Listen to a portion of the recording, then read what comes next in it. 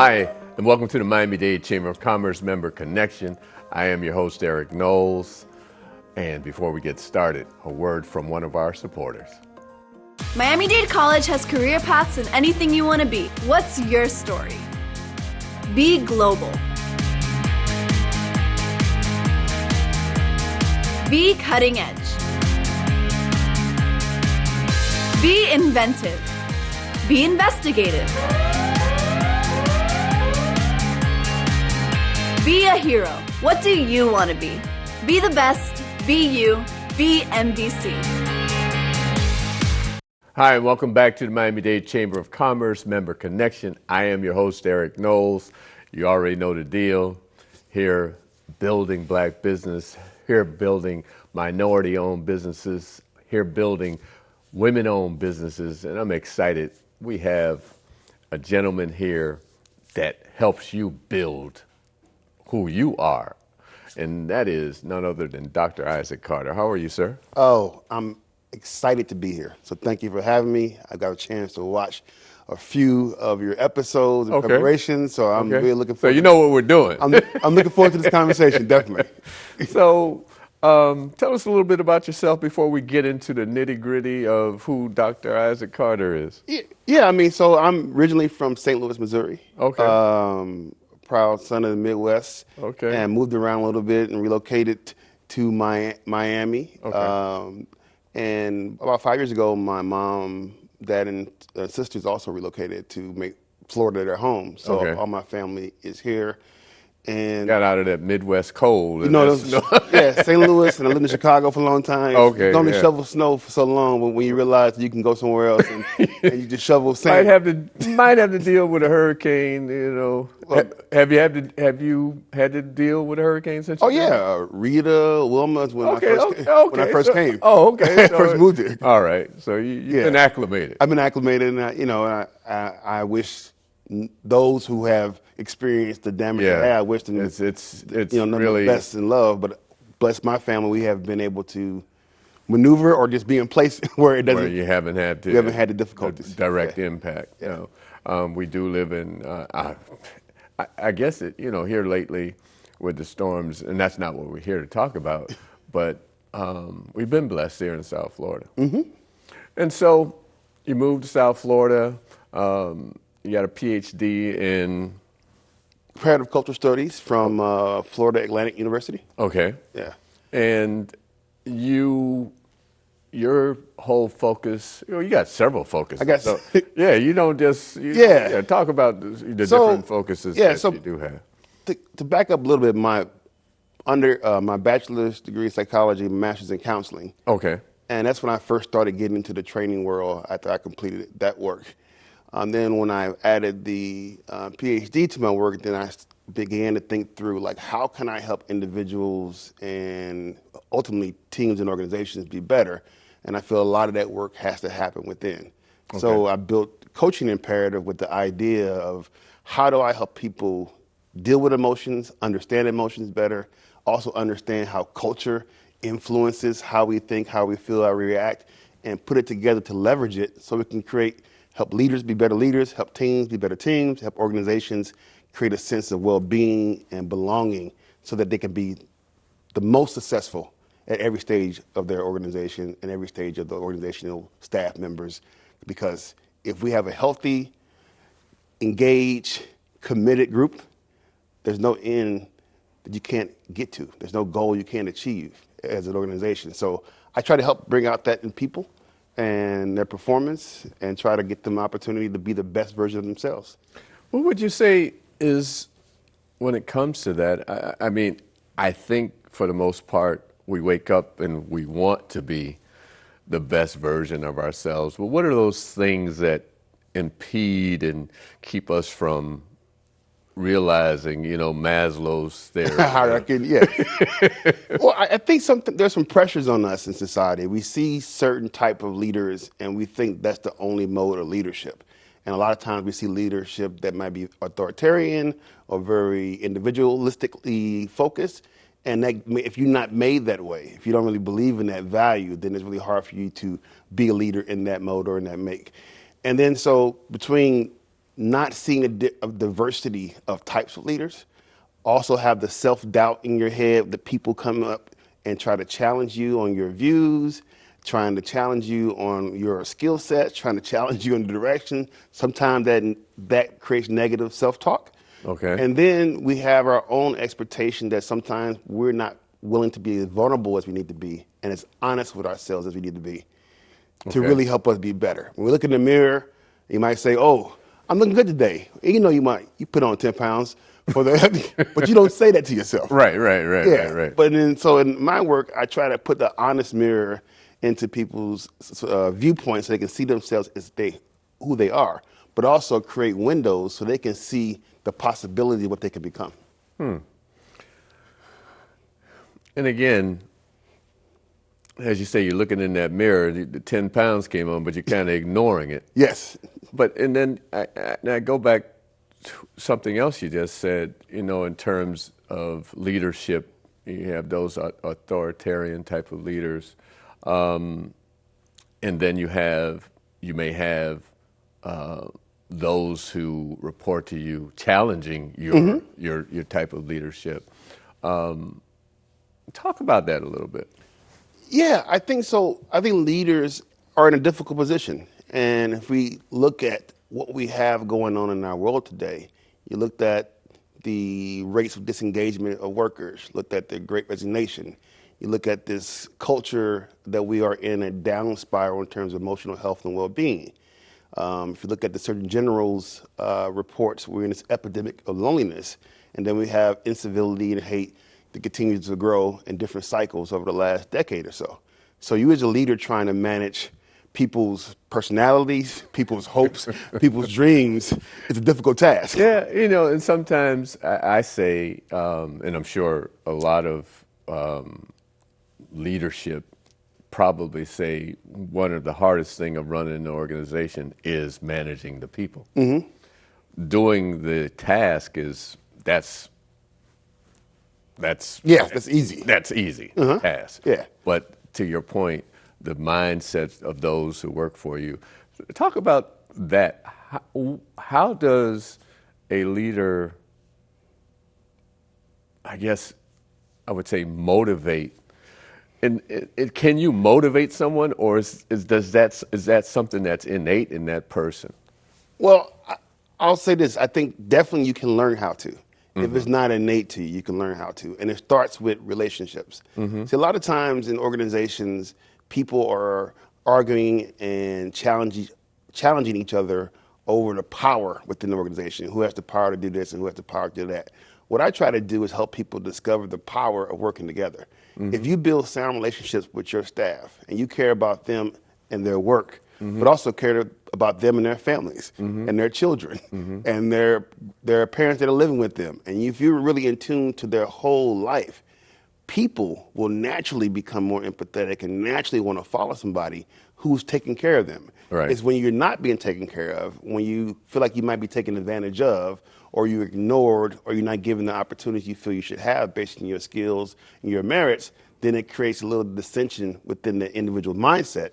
And once you have a person not committed and dialed into the organization, and in some way they use the word quiet quitting and they're looking for another job, it's going to affect whatever you're doing in that organization, but it's also going to affect the team culture. Right. And that's the most dangerous thing when you have your team culture become something that is disengaged and it doesn't allow you to reach your goals, doesn't allow you to satisfy and meet the needs of your customers or your clients. And in that way, we all going to fail. So it's really key. And it starts with something simple and basic. I tell sometimes leaders, the first thing you need to do is say please in the morning and say thank you in the evening. If you start out with that, you got a good opportunity to really connect with people and show them that you care about who they are as individuals, not just their work. Right. Well, I tell you, this conversation is, I'm sure, very interesting to a lot of folks who manage staff and individuals, but we're going to take a little break and we'll be right back to continue the conversation. Learn and earn today at Miami-Dade College. College graduates earn 56% more than high school graduates and $1 million more in lifetime earnings. A degree from MDC is your path to greater earning power and career success. Choose from hundreds of affordable high-tech and in-demand career programs, including cybersecurity, artificial intelligence, business, and nursing. Learn and earn today at MDC and fast track your career. Enroll now at mdc.edu/purpose. Hi, welcome back to the Miami-Dade Chamber of Commerce Member Connection. I am your host, Eric Knowles. And we have a very intelligent young man here talking about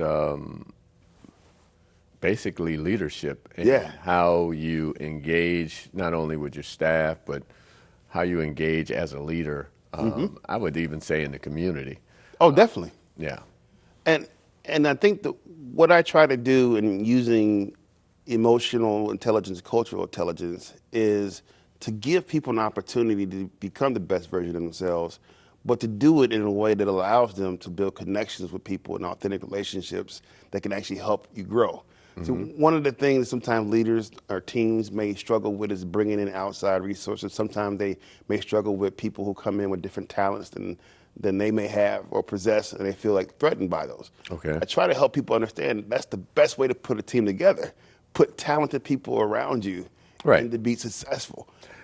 I was lucky enough to play sports and through college, and I was never the best player, but I got an opportunity to be a captain on every team I've been on. And I think part of that being a captain is being true to who you are, what you can do, and be able to motivate and celebrate the talents of others. Right.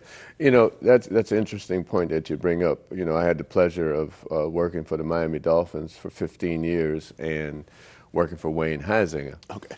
And Wayne was, as they say, the only entrepreneur that have taken at least 3 companies, Fortune 500, Waste Management, Blockbuster, and AutoNation. And obviously, he owned the Dolphins. He brought the Marlins to Miami, to South Florida, and the Panthers. Yeah. And it wasn't something that he did by himself. He identified those individuals with the talent that made the team. And so it's important. I think a lot of our, to your point, employees, they may get threatened by the fact that you're bringing in other people or you're moving things around because you may see a particular individual has more skill, a better skill set over here versus over here. Talk about that a little bit. Yeah, I think one of your jobs as the leader or the captain of your team, like I like to talk about it as, is I call it the head bottle washer. The head bottle washer. And it should be the person with the most keys because they should be able to get into the closet and sweep the floor and mop it as well. Because exactly. That's what true leadership is serving others. And I'm glad you brought that up. And we're going to go back to where you were going, but I'll give you another anecdotal. I had a nephew. One day he came up to me and said, "Uncle Eric, they want me to mop the floor." Okay. I won't say exactly how I said it, but go mop the floor. Yeah. How you expect to, we have this mindset of we want to be in charge, but how do you become in charge unless you go through the ropes of understanding the processes of what being in charge means? Yeah, and not only mop that floor in a way that people are going to be like, wow, exactly, this is the best floor mopping I've ever seen. Yeah. And it's not about you going to become a professional floor mopper, no, but it's about showing your commitment and your dedication to excellence in whatever you do. And, you know, another thing, and I'd cut you off, but the other thing that I say about leadership and wanting to ascend that throng of leadership, one doesn't get here by working here. You know, we all want to be paid more because we feel that we're doing so much. But the reality of those who ascend to here is because they don't really get concerned about, well, I'm not getting paid to do this. Exactly. And I find that to be a big challenge with our younger folks. You know, you're not paying me to do that. Well, how do you expect for me to give you the responsibility of where you want to go if you're not showing me that you take on those traits of understanding and managing to be there? Yeah, and I think that is an important thing that I think leaders are missing out in terms of The challenge is that, some younger people, and they are leading much of the changes that we're having and we're seeing in the workplace with the emphasis on mental health and psychological safety and those things and being paid fair value or worth. The other part of it is that we got to make sure that the things they do are seen as not just monetary units of work, but it's about what is necessary to make the team and organization work best. Right. So I grew up with the other duties as assigned was the place that I knew I could show out. I can do, everybody can come to work and do the same thing. Right. But the other duties as assigned, I'm going to show you. And in some ways, I'm going to preview what you will see if you give me the opportunity that I feel like I'm earning by not only doing my work, but showing that I'm a full committed partner to the organization, trying to move it forward, and I'm doing the extra things that help. And it's not just for the extra help, it's because I want to do it. Exactly. I want to be excellent. Exactly. And I try to help people say, you can do a good job, you can do a better job, or you can do the best job. And I ask the question, do your clients deserve good, better, or best? Right. And the answer is best. Oh, absolutely. And I mean, I even liken that to our young folks who aspire to, let's say, youth sports. Like you said, you played ball.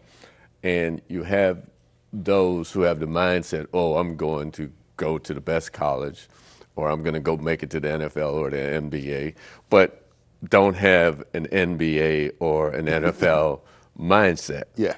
And what I mean by that is I only do what's asked of me. Exactly.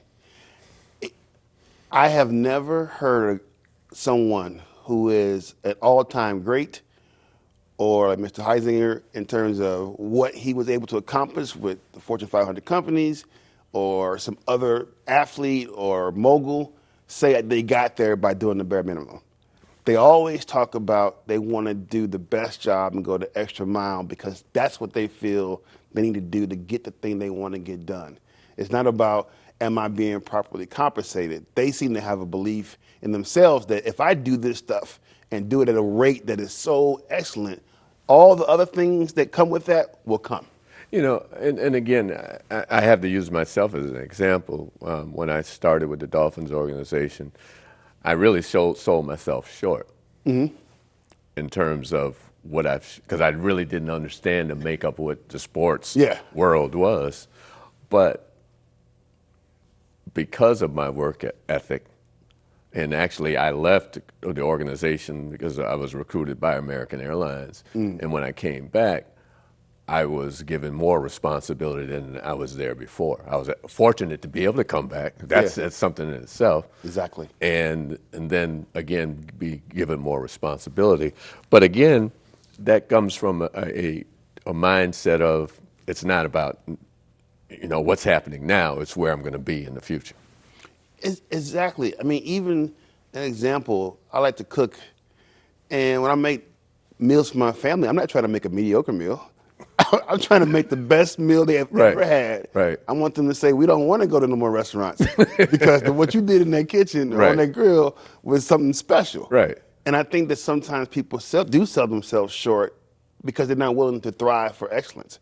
I mean, I started coaching Imperative with the idea I want to become the best coach in the world. That's the goal. Right. And I had to continually work on it, continually get feedback, continue to build my skill set, but I'm not starting out with the goal of I want to be okay, right, or I want to make a certain amount of money. No, I want to make sure I maximize my potential, right, and I feel I can do that.